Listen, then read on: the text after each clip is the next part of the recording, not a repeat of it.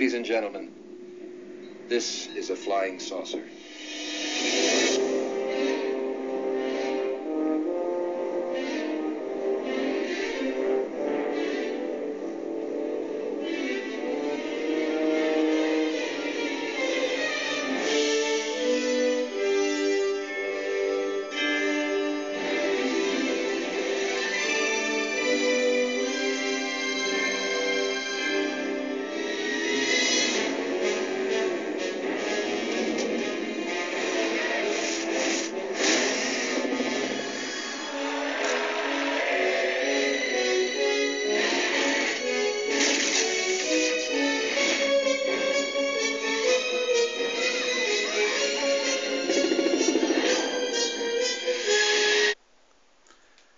Comme je le disais dans l'une de mes vidéos qui parle de l'avènement de l'Antéchrist, le cinéma nous prépare progressivement à sa venue sur Terre. Par exemple, le film Rencontre du troisième type, réalisé par Steven Spielberg, n'est qu'un exemple parmi tant d'autres. Et étrangement, c'est encore un Français qui avait été invité à intégrer le film à travers la présence de François Truffaut dans ce film. Les réalisateurs ne faisaient qu'envoyer un message à toute la planète selon lequel le mystérieux grand monarque naîtra en France. Alan Hynek, un spécialiste de l'ufologie, fera une brève apparition dans le film sorti dans les salles en 1977. Quelques années plus tôt, en mai 1974, ce même Alan Hynek demandait à Jacques Vallée, un autre ufologue français, de l'accompagner à Hollywood pour y rencontrer Alan Stantler et Robert Emenger, deux réalisateurs indépendants qui tournaient à l'époque un documentaire pour la télévision. Cette émission faisait partie d'une série destinée à miser sur la fascination du public pour les ovnis, afin de montrer que l'US Air Force avait l'esprit ouvert et considérait même avec enthousiasme la perspective de rencontrer des extraterrestres. Bien qu'ils en ont réellement rencontré, mais bon.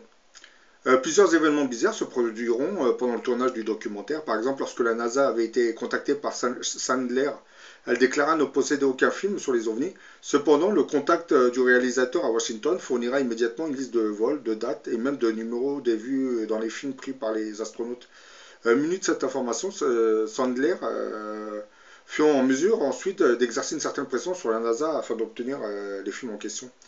Un fait plus curieux encore est à noter à propos d'un prétendu contact avec les extraterrestres qui se serait produit à la base aérienne de Holloman. Le sujet a été abordé pour la première fois lors d'une réunion de réalisation à Washington. Les militaires qui étaient présents suggéraient d'une façon assez ambiguë qu'il serait intéressant d'inclure dans le documentaire une séquence sur un contact réel entre des extraterrestres et des militaires américains qui pourraient se produire dans l'avenir, ou qui s'étaient peut-être déjà produits. Où ça, demandèrent Sandler et Meyer, il faudrait chercher du côté d'une grande base aérienne isolée telle que celle d'Holloman au Nouveau-Mexique, leur ont répondu les militaires américains. Paul Shartle, à la fois chef de la sécurité et responsable des programmes audiovisuels à la base de Norton, confia à Menger qu'il avait effectivement vu le film d'une véritable rencontre avec des extraterrestres, film qui avait été pris vers 1970. Voici comment Emenger décrira l'arrivée des objets volants dans son livre OVNI, passé, présent et futur. Le temps était clair, il était environ 5h30 du matin. Les mouvements d'appareil étaient encore rares. Un avion de reconnaissance stationnait sur le tarmac, prêt à décoller. C'est alors que la tour de contrôle informa le sergent Mann qu'un objet non identifié s'approcha. Toute l'attention se tournait vers le radar. Sur l'écran apparaissaient plusieurs images tandis que le radar balayait le ciel. Le radariste se penchait sur le téléphone. Je répète, des objets non identifiés s'approchent. Coordonnées 49-34 degrés. Sud-est suivant un trajet erratique.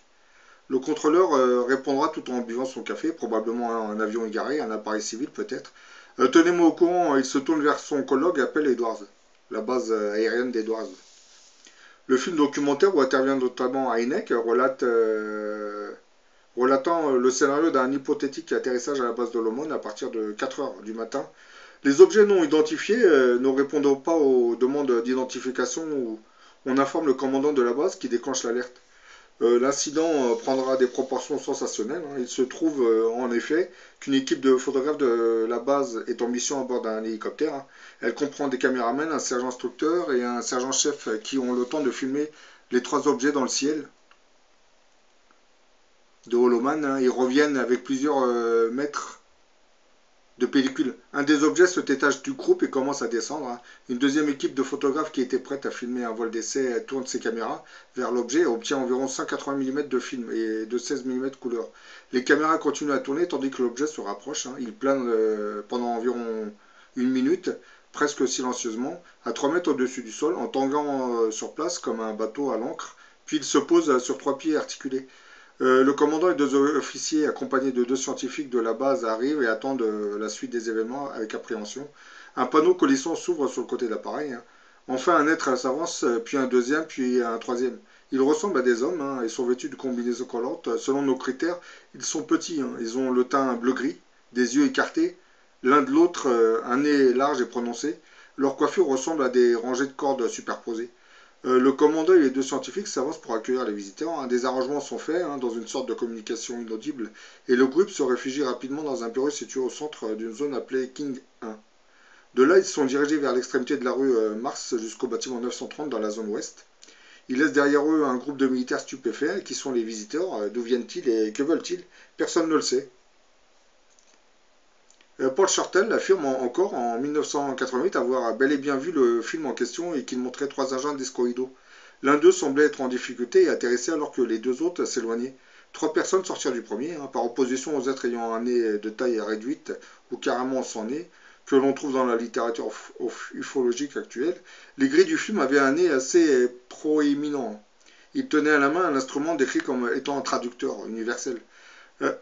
Pour ceux qui ne connaissent pas la base aérienne d'Oloman, hein, cette base aérienne se trouve dans l'état du Nouveau-Mexique, près de la ville d'Alamogordo. Anciennement, Alamogordo Airfield fut renommé en 1948 en hommage au colonel George Oloman, pionnier dans les systèmes de fusées sans pilote. Ces unités sont composées d'avions furtifs F-117, arrivés sur la base depuis 1992, hein, de Phantom F-4 et de T-38 d'entraînement, mais aussi de chasseurs bombardiers allemands Tornado, lesquels sont affectés sur cette base dans le cadre d'un programme d'entraînement depuis 1996. Dans cette affaire d'Oloman, d'étranges similitudes sont constatées avec le film de Steven Spielberg, Rencontre du troisième type, réalisé en 1977. D'abord, le personnage interprété par François Truffaut n'est autre que le reflet de Jacques Vallée, hein. Ensuite, Alan Hynek lui-même fait une brève apparition lors du débarquement des extraterrestres sur la base militaire, hein. Ensuite, parce que les caractéristiques des extraterrestres sont très ressemblants avec ceux décrits dans le récit des Menger. Sans nul doute que Spielberg s'est fortement inspiré de cette histoire pour son film. Et c'est pas la première fois que des films sont réalisés à partir d'histoires qui se sont réellement déroulées. Bon, là je vous remets un peu à Hynek, hein. Le cinéma américain nous prépare à la venue du grand monarque qui devrait apparaître sur le territoire français, raison pour laquelle on voit certains acteurs français jouer des rôles dans certains films.